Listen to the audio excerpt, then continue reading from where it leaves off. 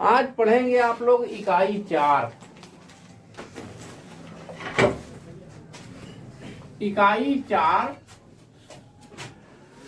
दो चरों वाले रैखिक समीकरण। पिछली कक्षाओं में भी आप लोगों ने पढ़ा था युगपत समीकरण, उसमें भी दो चर थे। अब आज भी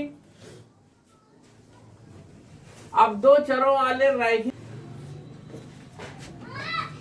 वे राशियां जिसका मान परिवर्तन होता है, या वे राशियां जिसका मान क्या होता है, ज्ञात होता है, उसे हम ज्ञात राशियां या चर राशियां कहते हैं। नहीं, जिनके मान में परिवर्तन होता है उसे हम चर राशि कहते हैं, नॉन क्वांटिटी।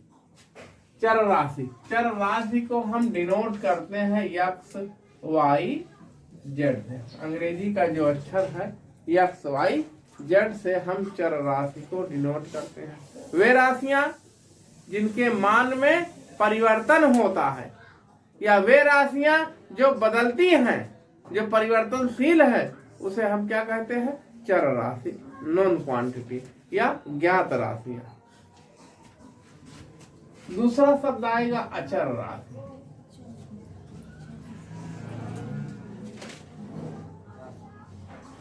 वे राशियां जिनका मान नहीं बदलता है उसे हम अचर राशि कहते हैं। जैसे आपको नंबर है 1 2 3 4 5 समस्त नेशनल, अगर 5 है तो 5 ही रहेगा, चाहे इंडिया में रहे और चाहे फ्रांस में रहे, चाहे इंग्लैंड में रहे, 5 तो 5 है।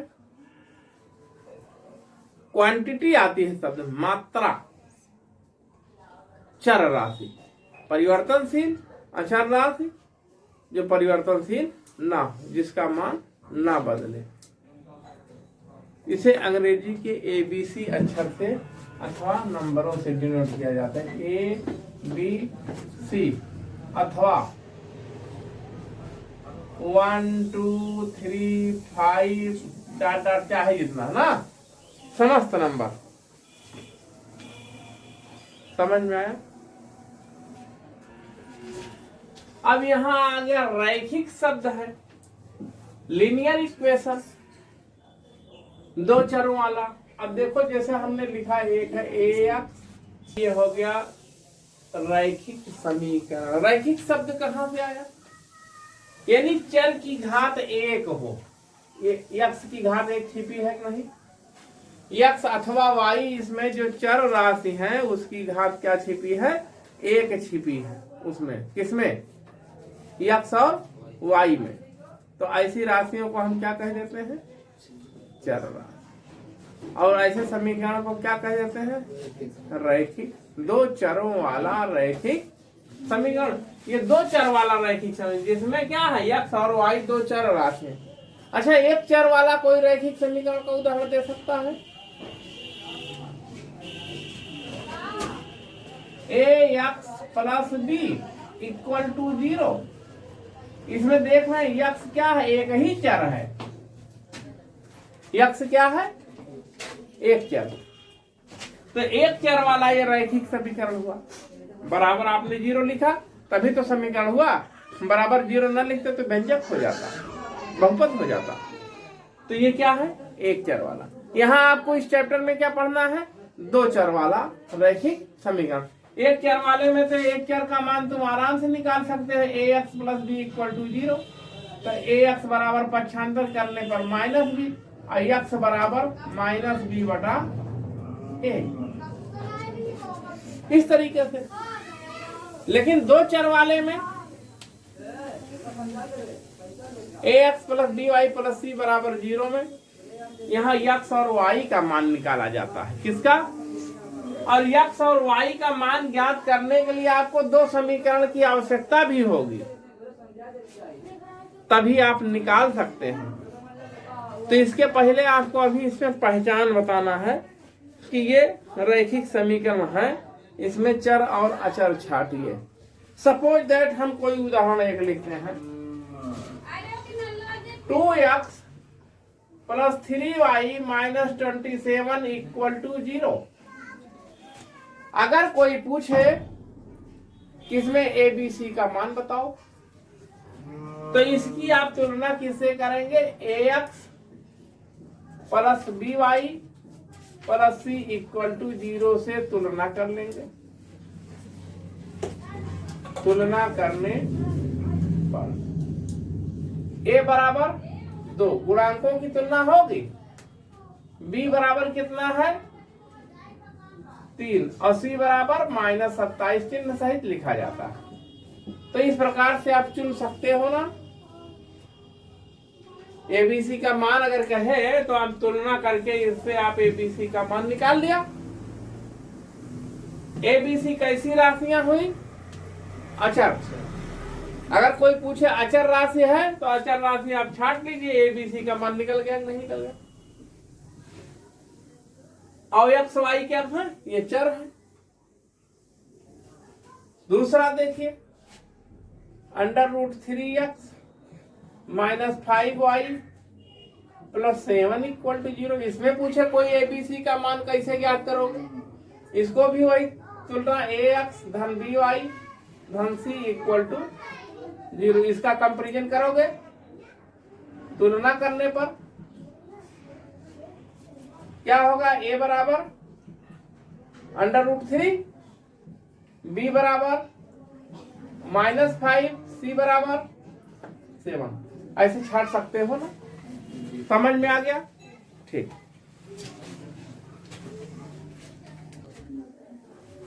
अब देखिए प्रश्नावली 4.1।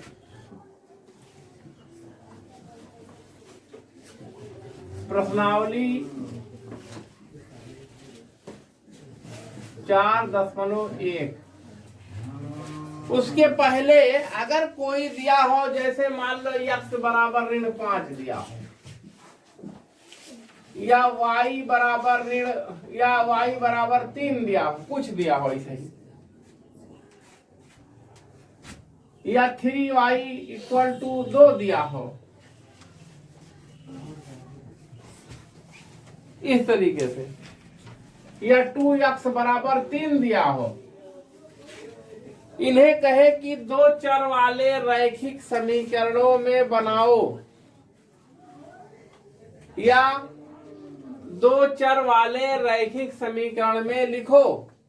तो x बराबर 5 कई चर बाय ना, तो कैसे लिख जाई?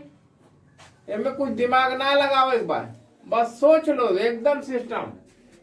x को इधर पक्षांतर करके बुला लो।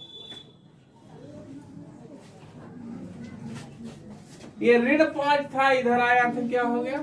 -5। अब इसे किस दो चर वाले रैखिक समीकरण में प्रकट करना है ना। बस जो नहीं है उसको प्रकट कर दो। इसको लिख दो 0y और -5 बराबर 0। देखो हुआ कि नहीं दो चर वाले में? ax plus by plus c बराबर 0। इस टाइप में बन गया ना। तो क्या तुम इसे भी बना सकते हो? क्या करोगे? इसको पक्षांतर करोगे। अब जो नहीं है इसमें परजेंट, उसको परजेंट कर दो। 0x धन y ऋण 3 बराबर, यहां भी 0x धन 3y, इनको पक्षांतर करोगे -2 बराबर, कर सकते हैं।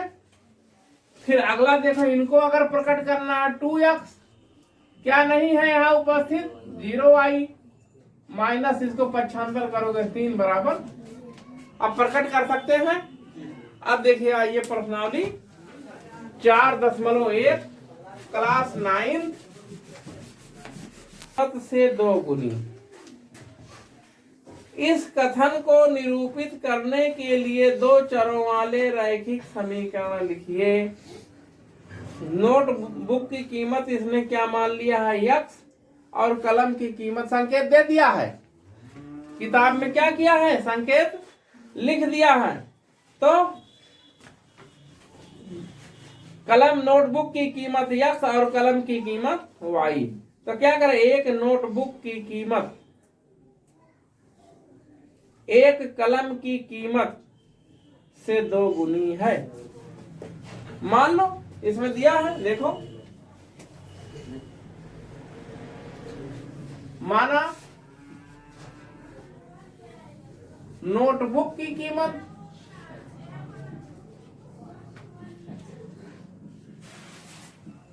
केवल समीकरण बना के लिख देना है, x रुपया और कलम की कीमत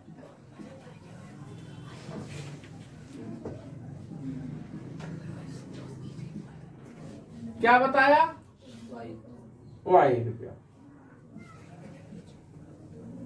अब कहा क्या रहा है, नोटबुक की कीमत प्रश्नानुसार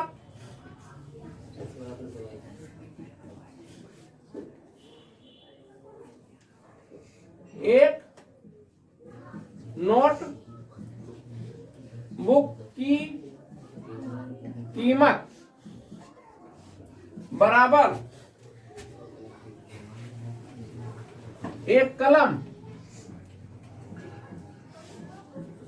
की कीमत से 2 गुनी, तो गुणे क्या कर देंगे 2। तो इसको यक्स माने थे और इसको क्या माने थे y गुणे 2, यानी x बराबर 2y। इसको पक्षांतर कर लो, x माइनस 2y। 2 चर वाले रैखिक समीकरण हुआ कि नहीं, हो गया। आइए प्लस 0 चाहे c के स्थान पे 0 लिख दो, यही सब दिखेगा। ठीक, आगे देखो फिर आओ। क्वेश्चन नंबर 2, निम्नलिखित रैखिक समीकरणों को ax plus by plus c के रूप में व्यक्त कीजिए। प्रत्येक स्थिति में a, b और c का मान ज्ञात कीजिए। तो देखो बच्चों, इसको हमने बताया भी, पहले भी बताया था, अभी उदाहरण के रूप में क्वेश्चन नंबर 2 पे गौर करो। दिया है 2x प्लस 3y बराबर 9.35, यही लिखा है। इसे कह रहा है ax plus by plus c के रूप में व्यक्त करो। तो देखो ax plus by, ax plus by plus c के रूप में व्यक्त करने के लिए क्या करोगे, इसको पक्षांतर कर लो। 2x plus 3y minus 9.35 equal to 0। हो गया कि नहीं व्यक्त, बोलो किस रूप में व्यक्त हो गया, ax plus by plus c बराबर 0 के रूप में क्या कर लो। तुलना करने पर a बराबर 2, b बराबर, c बराबर, ठीक है, निकाल सकते हो। Question number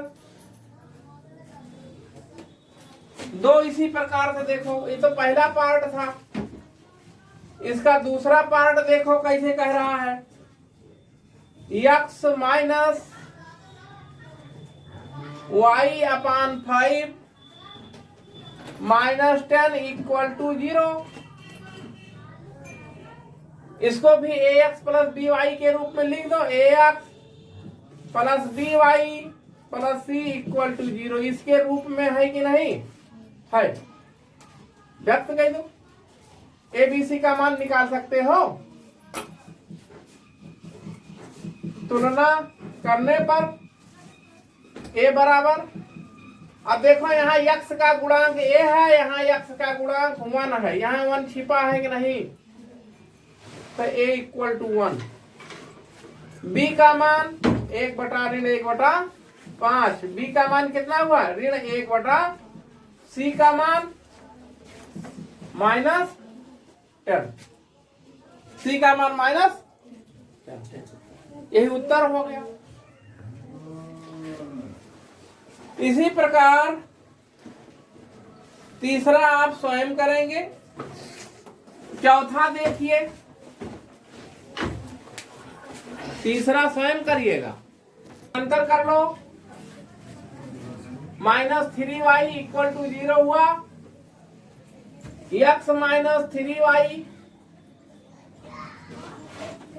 plus 0 equal to 0। ये तुलना कर लो, ax plus by plus c equal to 0 इसके रूप में व्यक्त भी हो गया और तुलना भी कर लो।